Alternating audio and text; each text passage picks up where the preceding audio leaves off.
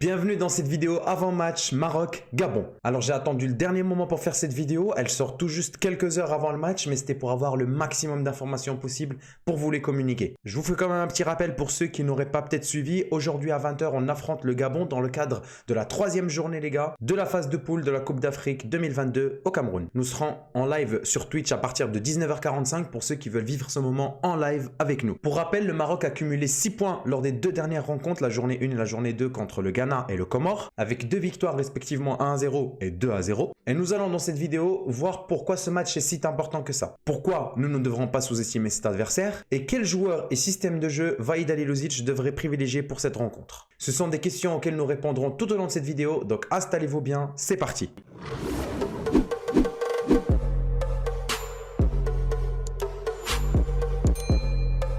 Actuellement, le Maroc est en tête de ce groupe C avec 6 points. Juste derrière se trouve le Gabon avec 4 points, le Ghana avec 1 point et en dernière place, le Comore avec 0 points. Donc les gars, vous l'aurez deviné, quel que soit le résultat de ce match, même si on perd 20-0, le Maroc sera qualifié pour les seconds tours et du coup pour les 8e de finale de cette Coupe d'Afrique. Par contre, en cas d'égalité ou de victoire, le Maroc sera premier de ce groupe C. Et je vais vous expliquer à quel point c'est vraiment nécessaire de gagner ce match. Alors, si nous finissons premier, nous restons dans la même ville. Du coup, on gardera le même terrain qui est loin d'être le pire. On l'a vu du coup avec les matchs de l'Algérie. Par conséquent, il n'y aura aucun voyage à prévoir pour les troupes marocaines. Qui dit pas de voyage, qui dit pas de déplacement, dit forcément moins de risques de choper cette épidémie qui est le Covid. Sans compter le fait que nous aurons plus de jours de repos. C'est vrai les gars, si on finit premier de notre groupe, nous aurons 6 jours de repos avant du coup le match de 8e de finale. Et cerise sur le gâteau, nous jouerons à 20 h notre match au lieu de 17 h si nous finissons deuxième. Dans le même cadre, si nous finissons deuxième, nous allons devoir faire un déplacement. Ça sera à Limbé et nous n'aurons que 4 jours de repos. Et tout ça les gars, sans bien entendu parler de notre potentiel adversaire. Si on finit premier, nous jouerons contre le 3e du groupe A, B ou F. Alors pour le moment, difficile d'évoquer des noms sachant que la 3e journée ne s'est pas encore clôturée. Et si on finit deuxième, nous jouerons contre un deuxième et ce sera du coup celui du groupe A. Donc certainement le Burkina Faso parce que c'est fini le groupe A. Et je le rappelle encore les gars,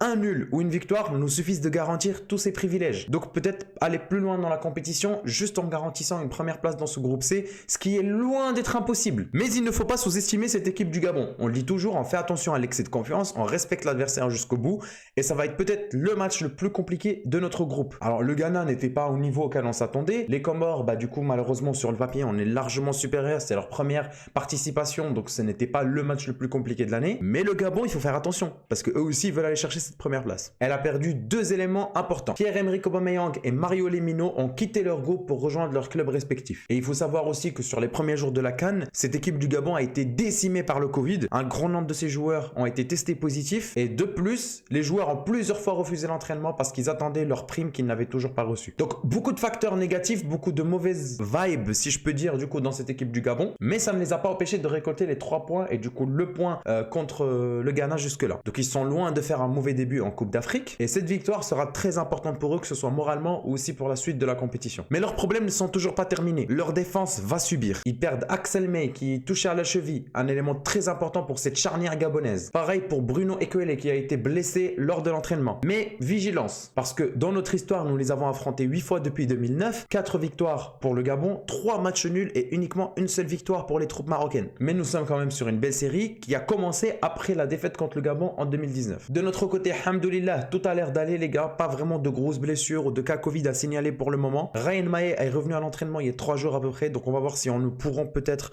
le voir débuter ce match ou peut-être rentrer en tant que remplaçant lors de la seconde période. Et la question légitime que nous pouvons nous poser, c'est dans quel système cette équipe du Maroc évoluera. Je pense que nous évoluerons certainement en 4-3-3 ou sinon en 3-4-3. Mais est-ce qu'on utilise vraiment notre noyau dur et on met exactement les mêmes joueurs qui ont joué contre les Comores et le Ghana? Ça, c'est la question un petit peu qui pourrait se poser. Est-ce que Vahid Halilovic va peut-être préférer faire tourner un petit peu les effectifs, reposer certains piliers pour du coup les 8e de finale, ou est-ce qu'il va vouloir sécuriser cette première place et faire rentrer son équipe type? Alors personnellement, je pense que la meilleure des choses à faire serait de garder quand même les éléments principaux, surtout de cette défense-là. On n'y touche pas, c'est important de garder cette stabilité, surtout à cet endroit-là. Et on pourrait tester quelque chose offensivement parlant. Pourquoi pas un Rahimi par exemple? Pourquoi pas par exemple aussi reposer Sofiane Amrabat pour mettre Maé? Je ne sais pas. Je pense aussi à Sha'ir. On a envie de le voir. On a beaucoup de bons joueurs, les gars, sur le banc et qui sont aussi capables d'être titulaires. Donc pourquoi pas leur donner une toute petite chance? Je parle pas, les gars, de changer 11 joueurs sur 11. Je parle peut-être à 3 changements, 4 changements maximum, histoire de reposer quelques-uns et de donner peut-être un petit peu plus de confiance à certains d'autres. Surtout les gars,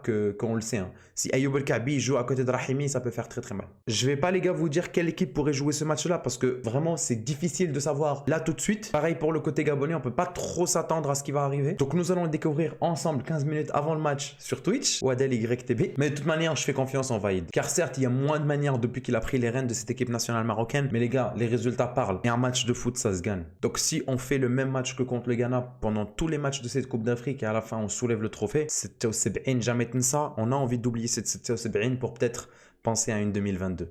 Bref, merci l'équipe d'avoir été présent. Je vous dis du coup à tout à l'heure sur Twitch pour ceux qui vont venir. Pour les autres, vous aurez du coup la vidéo analyse de ce match normalement demain. Et vers la fin de la journée, les gars, vous allez avoir une vidéo qui va sortir suite à la défaite algérienne contre la Guinée équatoriale. Je n'ai jamais encore fait de vidéo sur un autre pays que le Maroc, un pays africain bien entendu. Là, je décide de le faire parce que ça commence à être un petit peu quand même important pour moi. Je vous en parlerai plus en détail dans la vidéo. Vous verrez ce que je pense un petit peu de ce match. Merci l'équipe d'avoir suivi cette vidéo. Je vous dis à très très bientôt. Ciao ciao, prenez soin de vous, c'était Abdel. Et d'Imam Gharib les gars.